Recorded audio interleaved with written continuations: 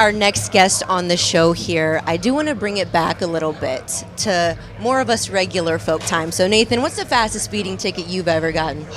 You were asking me that before we started, and I'm trying to think back. I haven't had one in several years. I want to say it's somewhere around 15 over when I was living out in Southern California. Nothing like too terrible, but also something that if you drive by a cop, you see the lights on, you know you're deserving of it. Right. No, me too. I haven't had one in a while. Praise the Lord. It's been a while. But media day a few days ago, I kind of wanted to be like, how fun would it be to ask these drivers their fastest speeding ticket? So we are going to throw it. Actually, before we get into that, we've got our next guest on the show.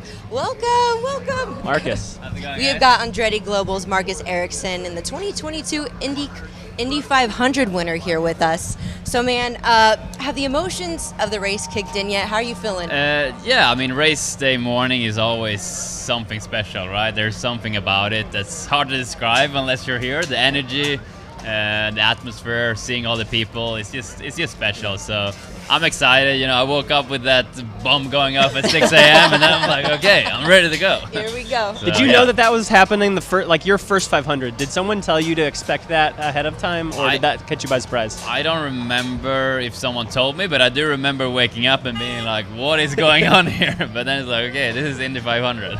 Yeah. Well, I know it's been an up and down couple weeks for you. You come in, you win in 2022, second last year.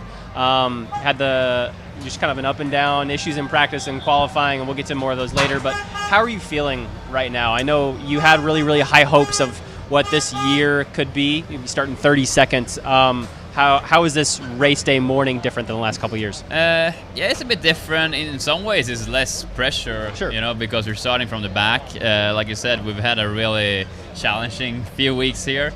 But in some way, it's sort of giving us a lot of strength as well, that we've been, pulling through it all, and we've made the field, and then we had a couple of good practice sessions this week that really have felt really good. Friday was a really good day for us, so I'm going in with a lot of confidence. Like, I know what I need to do in the race here. I know what I need to feel from the car, and I felt that on Friday. So I'm sort of very excited for the challenge, right? Like the other years I've been here, I've been more like just hanging out in the front and just, waiting for the last 20 laps to happen kind of thing.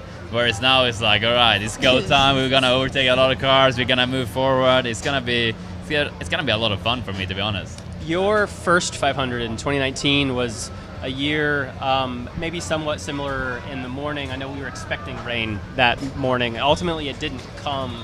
But when you're sitting race day morning, not really knowing what to expect from a schedule standpoint, when you're going to start, how many laps you're going to get in, what was that like then, and how is it kind of compared to right now? I think back then it was just a blur. I was just so like... That's true. That was also your first 500. Exactly. So. It was my first 500. So I don't even... Yeah, it was just a blur, the whole experience. I was so blown away by it all. But no, I mean, today, of course, it's not ideal that I would love it to be blue skies and sunshine. It would be great, but we can't really do much about it. So we just have to wait and see, be ready to go whenever. I just wish we get those 200 laps in, because I need every one of them to get to the front. So that's my biggest thing. If it happens, on time later today or even tomorrow, I don't really mind so much, because I need all of the laps, and I'm sure we'll get it in at some point today. I really believe we do. It's what it looks like. We had Doug Bowles on earlier, and he was talking to us about how likely to start somewhere maybe around like 4:30 or 5 after this, assuming this wave that we're expecting does hit us and comes through. And then the hope is that the next band that could arrive as early as 6, maybe as late as 8 or 9, comes in on that later end. And as long as you've got 3 hours or so, we should be able to get this race in. One thing I was curious about, with you starting that far back, would you guys consider maybe gambling more on strategy if, for example, we're not sure if we're going to get all 200 laps in? Do you roll the dice and say, we started 30 seconds. If this doesn't work and we finish back around there, we didn't lose a whole lot, but maybe we do something that's totally off script and gives us a chance if yellows and rain fall the right way? Yeah, I mean, we actually had a meeting just before I came here, a strategy meeting where we were discussing different things. I think for us, thinking it will be a 200 lap race, I don't want us to gamble because I still think it's enough time and laps to get to the front, doing a straightforward race, not doing any mistakes, doing good starts, restarts, Okay. pit sequence. We have time, and we even have like a schedule where like on lap 25 we need to be here, on Okay. lap 50 we need to be here, on lap 75 if you follow that schedule, by half race we need to be P17. So Okay. like it's not like we need to overtake 15 cars and start gambling on like lap 40 yellow. We don't have to like start doing crazy stuff. But of course, if we're running in the back and we see there's rain coming, then it's, like you said, then we might be the guys that should roll the dice and try something. If you're running up front at that point, you want to stay out. But yeah, in a scenario where we see rain is on its way, then, maybe that's a play you can do. Marcus, one thing I really admire about athletes is the mental toughness y'all have to have, especially when you're out there for more than an hour nonstop. And I don't think a lot of people realize how much control you have to have over your emotions and your mental toughness. So could you just talk about how you center yourself when something arises? I know you had a crash during practice. How do you center yourself during that? You must have been really relieved to make the field. Yeah, it was a tough last few weeks because first of all, the crash, one of my biggest crash, if not the biggest crash I've had, and that shakes you up quite a bit. Absolutely. And then you have to go to a backup car, and I had to get in that backup car. It was not dialed in. It was really hard to drive, and you try and build yourself up and the team up again in a way. So it's tough. It was a tough mental challenge for me. It seemed like the last 3 years I've been having like the toughest mental challenge that's possible around this place. Especially sitting on pit lane waiting for you to go out. It's almost harder. Like when you're out on track driving, it's like when you're doing something. You're in the rhythm. You're sort of just in automated mode. Versus like on Sunday on the last chance shootout there, to have to sit for half an hour and wait, and knowing that okay, I need to go out and deliver and execute my perfect run.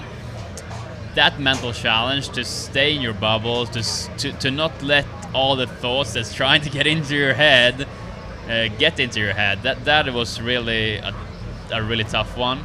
But there again, it comes from like I worked a lot with mental toughness, mental trainers throughout my career, and I had to use all those tricks to really stay there, to stay present and stay focused. But like you said, this thing, you're gonna see today 33 drivers that all are amazingly talented, super skilled. Like we're all very good race drivers, but it's the mental side, I think, that will decide who will win and who will not. Do a little meditation in the car. Yeah, there you go. Yeah, get in your zen zone. So. Yeah, exactly. When you you made the mistake that I think was covered on the qualifying broadcast, you ended that first run one lap too early, and then you had to sit for 30 minutes and either dwell on that or put it behind you, and then as you mentioned, literally you had one opportunity to put together 4 perfect laps that would get you in this race. How did you deal with that letdown and recovering from that, and then ultimately putting 4 laps that could get you in this race? Yeah, like I said, it was probably my toughest mental challenge I've had in my career. I didn't really dwell so much about the mistake. It happened. I didn't talk about it with the team much. I just said to them, yeah, look, I messed up. Let's try and focus on what we can do about the situation, and we can discuss that after. So that we moved past that stage. We moved past almost instantly. And then it was about focusing on what to do for the next round. The problem we had on Sunday was that it was 90-something degrees. Yeah. It was so hot out. So the car was so overheated after that first run. So we knew we would lose like half to 1 mile an hour in speed just from the heat soak.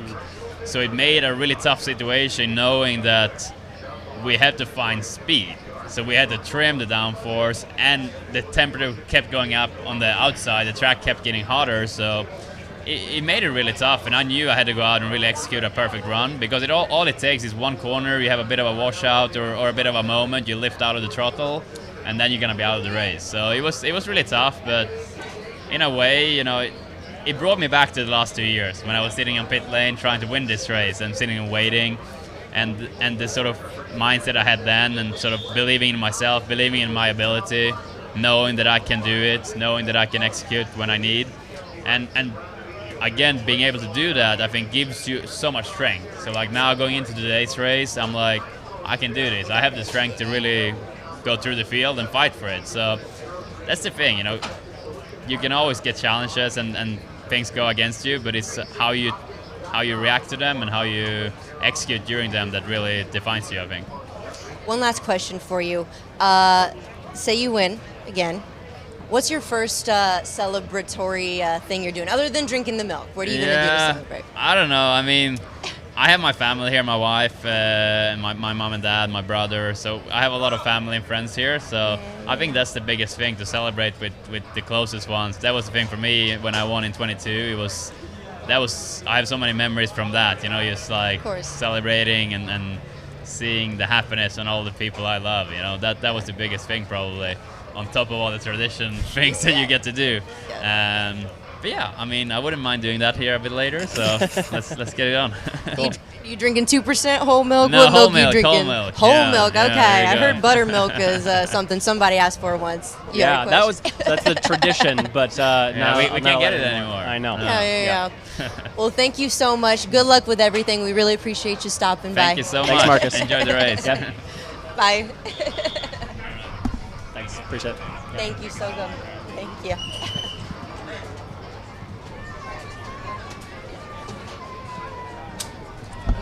Alrighty. Hi. Hello.